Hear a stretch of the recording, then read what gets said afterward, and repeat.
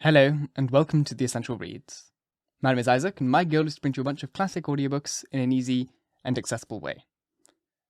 Apologies if there's anything strange going on in the background, sound-wise. My sound dampening more so, is quite good for where I am.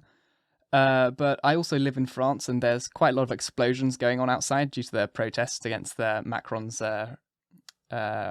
retirement reform. So, yeah, explosions are loud, and sometimes I can't quite get rid of all of them. So apologies if you do hear any of those. I try my best, but, you know, their cause is more important than whatever this is. Let's get started. The Scarlet Letter by Nathaniel Hawthorne. Chapter 12. The Minister's Vigil. Walking in the shadow of a dream, as it were, and perhaps actually under the influence of a species of somnambulism, Mr. Dimmesdale reached the spot where, now long since, Hester Prynne had lived through her first hours of public ignominy. The same platform, or scaffold, black and weather-stained, with the storm or sunshine of 7 long years, and foot-worn, too, with the tread of many culprits who had since ascended it, remained standing beneath the balcony of the meeting-house. The minister went up the steps. It was an obscure night of early May. An unwearied pall of cloud muffled the whole expanse of sky from the zenith to horizon. If the same multitude which had stood as eyewitnesses while Hester Prynne sustained her punishment could have now been summoned forth, they would have discerned no face above the platform, nor hardly the outline of human shape in the dark grey of the midnight. But the town was all asleep. There was no peril of discovery. The minister might stand there, if it so pleased him, until morning should redden in the east, without other risk than the dank, chill night air would creep into his frame and stiffen his joints with rheumatism, and clog his throat with catra and cough, thereby defrauding the expectant audience of tomorrow's prayer and sermon. No one could see him, save that ever-wakeful one which had seen him in his closet, wielding the bloody scourge. Why, then, had he come hither? A mockery, indeed, but in which angels blushed and wept, while fiends rejoiced with jeering laughter. Had he been driven hither by the impulse of that remorse which dogged him everywhere, and his own sister and closely linked companion was that cowardice which invariably drew him back, with her tremulous grip, just when the other impulses had hurried him back to the verge of a disclosure? Poor, miserable man! What right had infirmity like his to burden itself with crime? Crime is for the iron-nerved, who have their choice either to endure it, or, if it press too hard, to exert their fierce and savage strength for a good purpose, and fling it off at once. This feeble and most sensitive spirits could do neither, yet continually did one thing or another, which intertwined in the same inextricable knot the agony of heaven-defying guilt and vain repentance. And thus, while standing on the scaffold, in this vain show of expiation, Mr. Dimmesdale was overcome with a great horror of mind, as if the universe were gazing at a scarlet token on his naked breast, right over his heart. On that spot, in very truth, there was, and there had long been, the gnawing and poisonous tooth of bodily pain. Without any effort of his will, or power to restrain himself, he shrieked aloud, an outcry that went pealing through the night, and was beaten back from one house to another, and reverberated in the hills in the background, as if a company of devils, detecting so much misery and terror in it, had made a plaything of the sound, and were bandying it to and fro. "It is done," muttered the minister, covering his face with his hands. "This whole town will awake, and hurry forth and find me here." But it was not so. The shriek had perhaps sounded with far greater power to his own startled ears than it actually possessed. The town did not awake, or, if it did, the drowsy slumberers mistook the cry, either for something frightful in a dream, or for the noise of witches, whose voices, at that period, were often heard to pass over the settlements, or lonely cottages, as they rode with Satan through the air. The clergyman, therefore, hearing no symptoms of a disturbance, uncovered his eyes, and looked about him. At one of the chamber windows of Governor Bellingham's mansion, which stood at some distance, on the line of another street, he beheld the appearance of the old magistrate himself, with a lamp in his hands, a white nightcap on his head, and a long white gown enveloping his figure. He looked like a ghost evoked unseasonably from the grave. The cry had evidently startled him. At another window of the same house, moreover, appeared the old Mistress Hibbins, the governor's sister, also with a lamp, which, even thus far off, revealed the expression of her sour, discontented face. She thrust forth her head from the lattice, and looked anxiously upward. Beyond the shadow of a doubt, this venerable witch lady had heard Mr. Dimmesdale's outcry, and interpreted it, with its multitudinous echoes and reverberations, as the clamour of fiends and night hags, with whom she was well known to have made excursions into the forest. Detecting the gleam of Governor Billingham's lamp, the old lady quickly extinguished her own, and vanished. Possibly she went up among the clouds. The minister saw nothing further of her motions. The magistrate, after a wary observation of the darkness, into which, nevertheless, he could see but a little further than he might into a millstone, retired from the window. The minister grew comparatively calm. His eyes, however, were soon greeted by a little glimmering lamp, which, at first a long way off, was approaching up the street. It threw a gleam of recognition on here a post, and there a garden fence, and here a latticed window pane, and there a pump, with its full trough of water, and here again an arched door of oak, with an iron knocker, and a rough log for the doorstep. The Reverend Mr. Dimmesdale noted all of these minute particulars, even when firmly convinced that the doom of his existence was stealing onward in the footsteps which he now heard, and that the gleam of the lantern would fall upon his face in a few moments more, and reveal his long-hidden secret. As the light drew nearer, he beheld, within its illuminated circle, his brother clergyman, or, to speak more accurately, his professional father, as well as highly valued friend, the Reverend Mr. Wilson, who, as Mr. Dimmesdale now conjectured, had been praying at the bedsides of some dying man. And so he had. The good old minister came freshly from the death chamber of Governor Winthorpe, who had passed from the earth to heaven within that very hour. And now, surrounded like the saint-like personages of olden times, with a radiant halo that glorified him amid this gloomy night of sin, as if the departed governor had left him with an inheritance of his glory, or as if he had caught upon himself the distant shine of the celestial city, while looking thitherward to see the triumphant pilgrim pass within its gates. Now, in short, good Father Wilson was moving homeward, aiding his footsteps with a lighted lantern. The glimmer of this luminary suggested the above conceits to Mr. Dimmesdale, who smiled, nay, almost laughed at them, and then wondered if he were going mad. As the Reverend Mr. Wilson passed beside the scaffold, closely muffling his Geneva coat about him with one arm, and holding the lantern before his breast with the other, the minister could hardly restrain himself from speaking. "Good evening to you, venerable Father Wilson. Come hither, I pray you, and pass a pleasant hour with me." Good heavens! Had Mr. Dimmesdale actually spoken? For one instant he believed these words had passed his lips, but they were uttered only within his imagination. The venerable Father Wilson continued to step slowly onward, looking carefully at the muddy pathway before his feet, and never once turning his head towards the guilty platform. When the light of the glimmering lantern had faded quite away, the minister discovered, by the faintness which came over him, that the last few moments had been a crisis of terrible anxiety, although his mind had made an involuntary effort to relieve itself by a kind of lurid playfulness. Shortly afterwards, the grisly sense of the humorous again stole in among the solemn phantoms of his thought. He felt his limbs growing stiff with the unaccustomed chilliness of the night, and doubted whether he should be able to descend the steps of the scaffold. Morning would break and find him there. The earliest riser, coming forth in the dim twilight, would perceive a vaguely defined figure aloft on the place of shame, and half crazed betwixt alarm and curiosity, would go knocking from door to door, summoning all the people to behold the ghost, as he needs must think it, of some defunct transgressor. A dusky tumult would flap its wings from one house to the other. Then, the morning light still waxing stronger, old patriarchs would rise up in great haste, each in his flannel gown, and matronly dames, without pausing to put off their night gear. The whole tribe of decorous personages, who had never heretofore been seen with a single hair on their heads awry, would start into public view with the disorder of a nightmare in their aspects.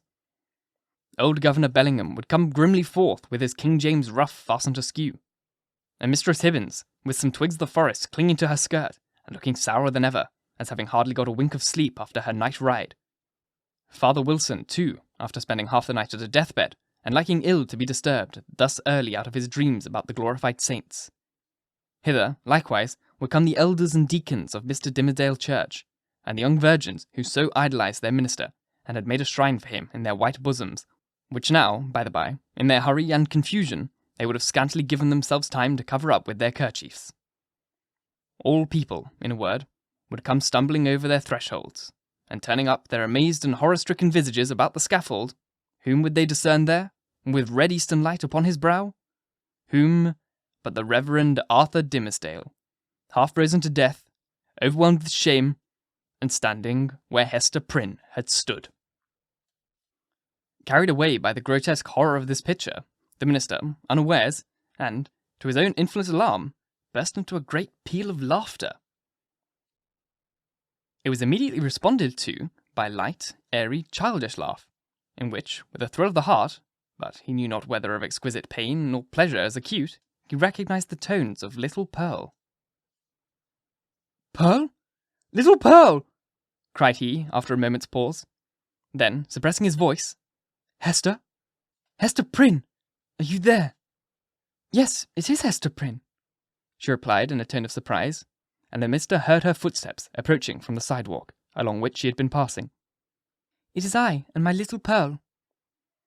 "Whence come you, Hester?" asked the minister. "What sent you hither?" "I have been watching at a deathbed," answered Hester Prynne, "at Governor Winthrop's deathbed, and have been taking measure for a robe, and now am going homeward to my dwelling." "Come hither, Hester, thou and little Pearl," said Reverend Mr. Dimmesdale. "Ye have both been here before, but I was not with you. Come up hither once again, and we will stand all three together."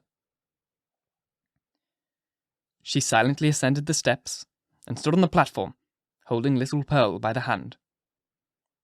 The minister felt for the child's other hand, and took it. The moment that he did so, there came what seemed a tumultuous rush of new life, other life than his own, pouring like a torrent into his heart, and hurrying through all his veins, as if the mother and child were communicating their vital warmth to his half-torpid system. The three formed an electric chain. "Minister," whispered little Pearl. "What wouldst thou say, child?" asked Mr. Dimmesdale. "Wilt thou stand here with mother and me, tomorrow, noontide?" inquired Pearl. "Nay, not so, my little Pearl," answered the minister, for, with the new energy of the moment, all the dread of public exposure that had long been the anguish of his life had returned upon him, and he was already trembling at the conjunction in which, with a strange joy nevertheless, he now found himself. "Not so, my child. I shall indeed stand with thy mother and thee one other day, but not tomorrow." Pearl laughed, and attempted to pull away her hand, but the minister held it fast. "A moment longer, my child," said he. "But wilt thou promise," said Pearl, "to take my hand, and my mother's hand tomorrow noontide?" "Not then, Pearl," said the minister, "but another time." "And what other time?" persisted the child. "At the great judgment day," whispered the minister, and, strangely enough, the sense that he was a professional teacher of the truth impelled him to answer the child so. "Then and there, before the judgment seat, thy mother, and thou, and I, must stand together. But the daylight of this world shall not see our meeting." Pearl laughed again, but before Mr. Dimmesdale had done speaking, a light gleamed far and wide over the muffled sky. It was doubtless caused by one of those meteors which the night watchers may so often observe burning to our waist in the vacant regions of the atmosphere. So powerful was its radiance that it thoroughly illuminated the dense medium of cloud betwixt the sky and earth. The great vault brightened, like the dome of an intense lamp. It showed the familiar scene of the street with the distinctness of midday, but it also showed the awfulness that is always imparted to familiar objects by unaccustomed light. The wooden houses, with their jutting stories and quaint gabled peaks. The doorsteps and thresholds with early grass springing about them.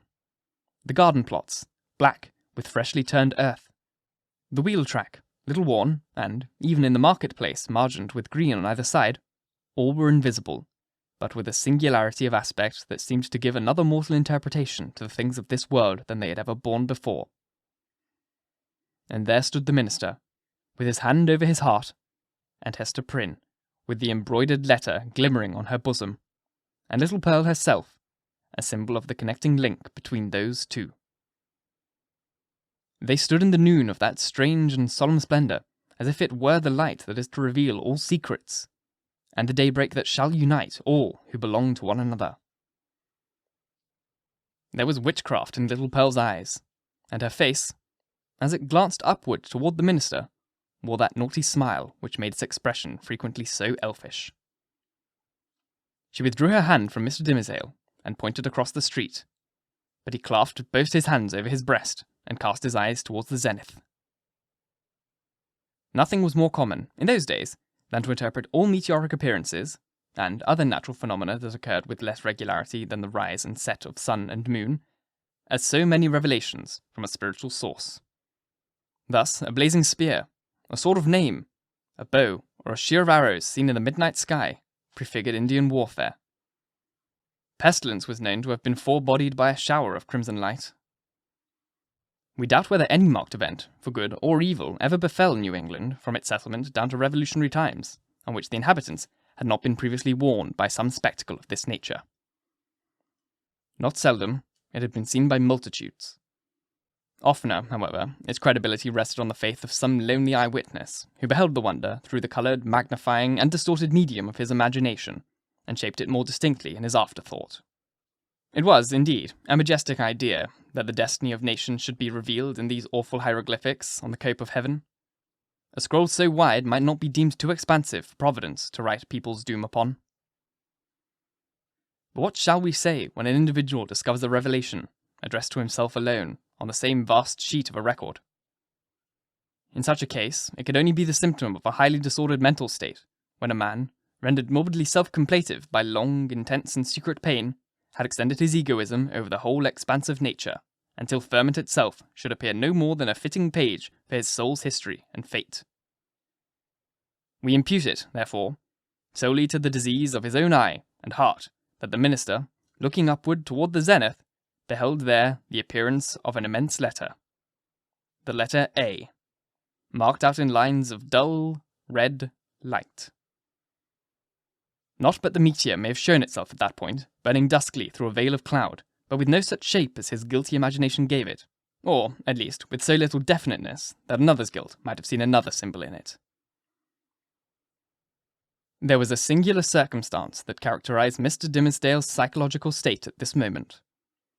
All the time that he gazed upward to the zenith, he was, nevertheless, perfectly aware that little Pearl was pointing her finger up towards old Roger Chillingworth, who stood at no great distance from the scaffold. The minister appeared to see him with the same glance that discerned the miraculous letter. To his features, as to all other objects, the meteoric light imparted a new expression. Or it might well be that the physician was not careful then, as at all other times, to hide the malevolence with which he looked upon his victim. Certainly, if the meteor kindled up the sky, and disclosed the earth with an awfulness that admonished Hester Prynne and the clergyman of the day of judgment, then might Roger Chillingworth have passed with them for the arch-fiend, standing there, with the smile and scowl to claim his own. So vivid was the expression, or so intense the minister's perception of it, that it seemed still to remain painted in the darkness after the meteor had vanished, with an effect as if the street, and all things else, were at once annihilated. "Who is that man, Hester?" gasped Mr. Dimmesdale, overcome with terror. "I shiver him. Dost thou know the man? I hate him, Hester." She remembered her oath, and was silent. "I tell thee, my soul shivers at him," muttered the minister again. "Who is he? Who is he? Canst thou do nothing for me? I have nameless horror in the man." "Minister," said little Pearl, "I can tell thee who he is." "Quickly then, child," said the minister, bending his ear close to her lips. "Quickly, and as low as thou canst whisper."